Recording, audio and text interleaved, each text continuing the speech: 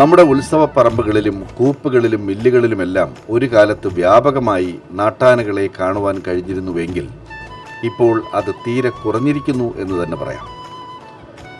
നാട്ടാനകളെ പിടികൂടുന്നതിലും അവയെ പരിപാലിക്കുന്നതിലും വന്ന കർശന നിയമങ്ങൾ അതിനൊരു കാരണമായി പലരും ചൂണ്ടിക്കാണിക്കാറുണ്ടെങ്കിലും പലപ്പോഴും നിയമങ്ങൾ നാട്ടാനകളെ രക്ഷിച്ചു നിർത്തുന്നു എന്ന് വേണം പറയാൻ. ഈ വിജയകൃഷ്ണൻ നല്ലൊരു നാടൻ ആനയാണ്. നമ്മുടെ വനങ്ങളിൽ നിന്നും പിടികൂടുന്ന ആനകൾക്കുള്ള സൗന്ദര്യം മറ്റ് ആനകൾക്കില്ല എന്നത് പരമമായൊരു സത്യമാണ്.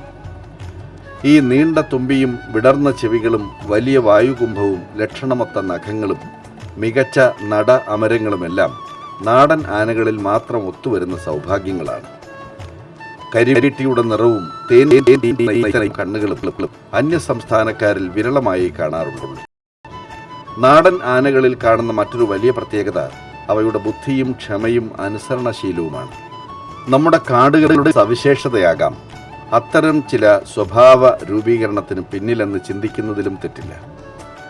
വിജയകൃഷ്ണനും ഈ സ്വഭാവ സവിശേഷതകളെല്ലാം ഒത്തിണങ്ങിയ ഒരു നല്ല കൊമ്പനാണ്. ഈ ആകാരത്തിനുള്ളിൽ വളരെ സൗമ്യനായ, ശാന്തശീലനായ, വിവേകിയായ ഒരു വ്യക്തിത്വമാണ് കുടികൊള്ളുന്നത് എന്ന് പറഞ്ഞാൽ അതിൽ എന്തെങ്കിലും സുഖിപ്പിക്കലുകളുടെ ഒരു നുള്ള അംശം പോലുമില്ല. തീർച്ച. ആന പരിചരണത്തിനും പരിപാലനത്തിനും വലിയ പാരമ്പര്യമുള്ള ഈ രാഷ്ട്രീയ പ്രവർത്തകരുടെ തറവാട്ടിൽ അതിനിണങ്ങിയ ഉള്ളൊരുക്കത്തോടു കൂടിയാണ് ഇവൻ ജീവിക്കുന്നത്. അന്തസ്സുകൊപ്പം കൂടുമ്പോൾ അങ്ങനെ വേണമല്ലോ എന്നാണ് ഈ തലയിളക്കത്തിൻ്റെ ഭാഷ്യം.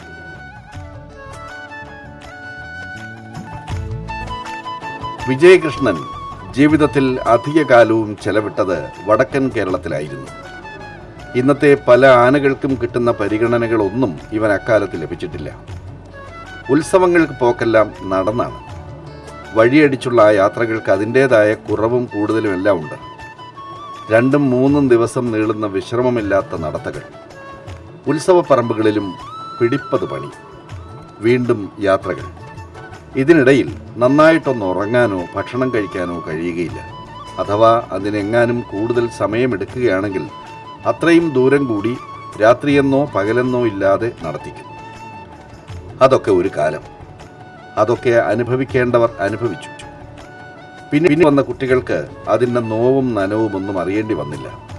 ഇന്നാണെങ്കിൽ 2 കിലോമീറ്റർ ദൂരം സഞ്ചരിക്കണമെങ്കിലും ലോറി ആവശ്യപ്പെടും മുതലാളിമാർ. ആവശ്യക്കാർ അത് നൽകുകയും ചെയ്യും. പാപ്പാൻ കൂടുതൽ പണിയെടുത്താൽ ഇന്ന് സ്പെഷ്യൽ ബാറ്റയും TADA എന്നിവയുമെല്ലാം കിട്ടും. ആനയുടെ കാര്യവും കുശി തന്നെ. പനമ്പട്ടയും തെങ്ങോലയും സുഖിയൻ വിഭവങ്ങളുമായി കാത്തു നിൽക്കുകയല്ലേ ആരാധകർ. കാലം മാറി, പരിഷ്കാരങ്ങളും മട്ടുമൊക്കെ മാറിയതിന് ആരെയും കുറ്റം പറയേണ്ടതില്ല. ഉത്സവപ്പറമ്പുകളിൽ നിന്നും ഉത്സവപ്പറമ്പുകളിലേക്കുള്ള ഈ യാത്രകൾക്കിടയിൽ കൂപ്പിലെ പണിക്കും പോകുമായിരുന്നു വിജയകൃഷ്ണൻ. തടിപ്പണിക്ക് ആരും മാറ്റി നിർത്തിയിരുന്നില്ല ഇവനെ. നന്നായി അധ്വാനിക്കും. അതിന് ആരുടെയും നിർബന്ധമോ ഭേദ്യമോ വിരട്ടലോ ഒന്നും വേണ്ട. തടി എവിടെ കിടക്കുന്നു, എവിടെ കൊണ്ടിടണം, ഏത് വാഹനത്തിൽ കയറ്റണം എന്നൊക്കെ മാന്യമായ ഭാഷയിൽ പറഞ്ഞാൽ മാത്രം മതി. നിർദ്ദേശം നൽകിയവർക്ക് മാറി നിൽക്കാം. പണിഞ്ഞു കഴിയുമ്പോൾ വിജയകൃഷ്ണൻ ഇങ്ങനെ തുമ്പിയും ഇളക്കി നിൽക്കും.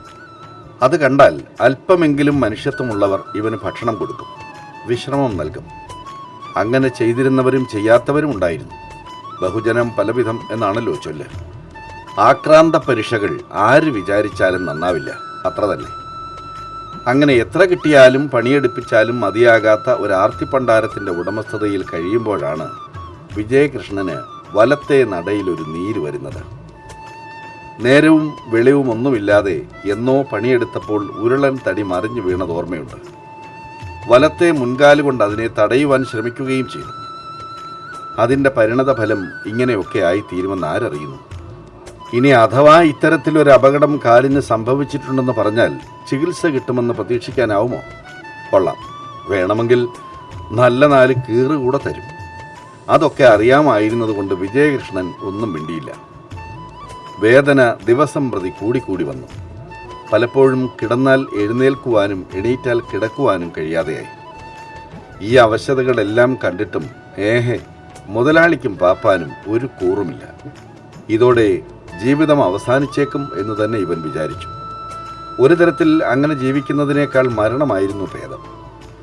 ആവശ്യത്തിലേറെ തല്ലിയിട്ടും അനുസരിപ്പിക്കാൻ നോക്കിയിട്ടും വിജയകൃഷ്ണനെ കൊണ്ട് പണിയൊന്നും എടുപ്പിക്കുവാനാകില്ലെന്ന് മനസ്സിലാക്കിയ മുതലാളി തരം ഒത്തുവന്നപ്പോൾ ഇവനെ കൈയൊഴിഞ്ഞു.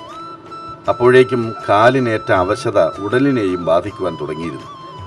വിജയകൃഷ്ണന്റെ അസുഖം ചികിത്സിച്ചാൽ ഭേദമാകുമെന്ന് വിശ്വാസമുള്ള ആളായിരുന്നു പിന്നീട് ഇവനെ വാങ്ങിയത്.